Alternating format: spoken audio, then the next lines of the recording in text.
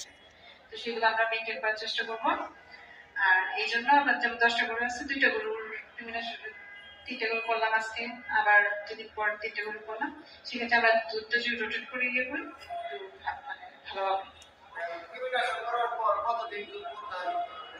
এটা গায়ে রাখা থাকে সবগুলো আপনার কৃমিনাশকের ক্ষেত্রে এরকম না। কিছু কিছু উচ্চ পিরিয়ড মানে দুধ খাওয়া যায়, আর কিছু কিছু 3 থেকে 5 দিন, নর্মালি 3 থেকে 5 দিন উচ্চ পিরিয়ড থাকে। এই কয়দিন আমরা দুধ না খাওয়াই ভালো, বা দুধের কালারটা দেখা গেছে একটু চেঞ্জ হয়ে যায়, আপনার ওই যে যারা নিবে তারা এটা নিয়ে কমপ্লেন করতে পারে। এই জন্য আমরা ওই কয়দিন চেষ্টা করবো না দেওয়ার জন্য। আর অবশ্যই কৃমিনাশকটা আমরা চেষ্টা করবো 3 মাস থেকে 4 মাসের মধ্যে দেওয়ার জন্য, 3 থেকে 4 মাস পর পর দেওয়ার জন্য। আর এটাকে আমরা রোটেট করার চেষ্টা করবো। যেমন আজকে আমরা হচ্ছে লিভামিজের ট্রাইকোভ্যালেন্ট দিলাম, পরে আমরা হচ্ছে অ্যালবেন্ডাজল দিলাম। হ্যাঁ, কোম্পানি চেঞ্জ না, কোম্পানি চেঞ্জ কিন্তু কোনো লাভ হবে না, আমরা গ্রুপ চেঞ্জ